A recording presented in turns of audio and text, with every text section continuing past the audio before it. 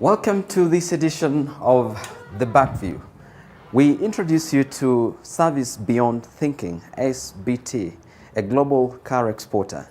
Have you ever wondered how complex it could be or tedious it could be to you as an importer based in Kenya to get a car from Japan? It could be globally, Japan, the United Kingdom, anywhere of your choice.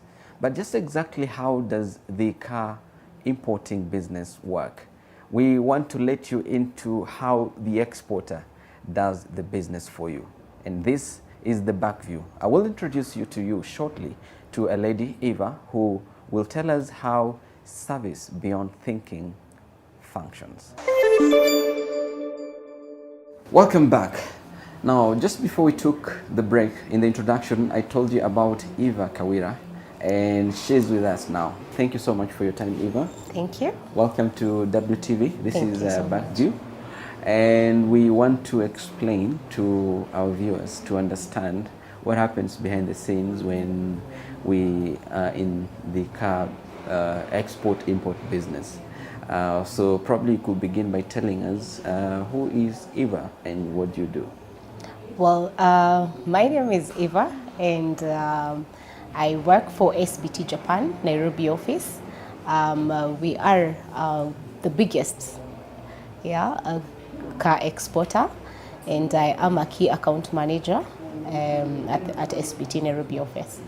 Yes. So basically, when you're talking about being into the export business, we want to understand really what happens.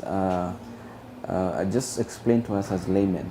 I've come to you, I need to import a car, and I have the money maybe in cash or somewhere in my account.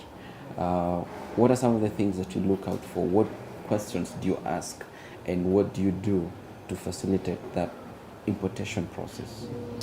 Okay, importing a car into Kenya is actually very easy.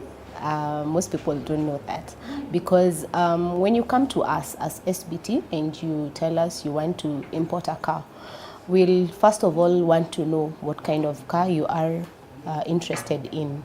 So once we find out your details, we'll be able to advise you because we sell used cars, but they have not been used in Kenya, in Japan. Our biggest yard is in Japan. So we'll get to know the car that you want. Once you identify a car, we'll advise you on the status of the car.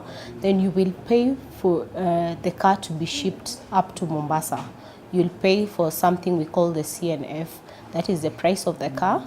It includes inspection because the car every car that comes to Kenya has to go through the inspection cabs. Then that includes the freight up to Mombasa. Then when the car comes to Mombasa, we'll help you, or we can refer you to agents, clearing agents, who help you with the clearance process at the port. That is where you pay for the duty, the motor vehicle registration, and something we call IDF, all those costs. Then from that, your car is ready to drive.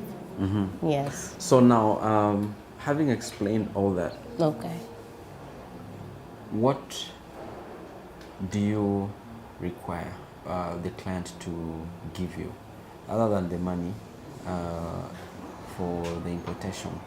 How do you ascertain, or it's not in your place to determine if indeed this guy is Kenyan or not, or you just need the ID, or what are the documents a client requires to? For us as SBT to import a car from any of our yards to Mombasa, we only need you to pay that money. We don't ask for identification and all that. Of course, we'll need your name, we'll need your email address, and your phone number, because we'll need to send documents to you, the original documents for the car.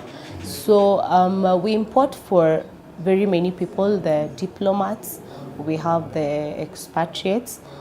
Some of them are actually exempted from duty. So for us, just to answer your question, the only thing we need is your personal information like the phone number, the PO box address, and your email address and your full names.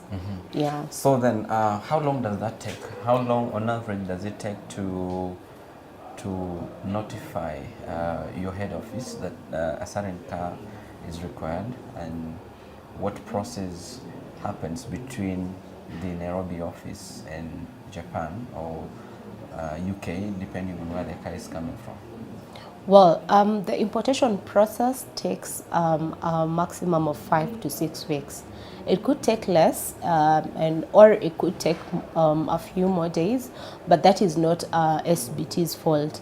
The could be bad weather, so the ship will take more time, or the inspection, because we only have one inspection house.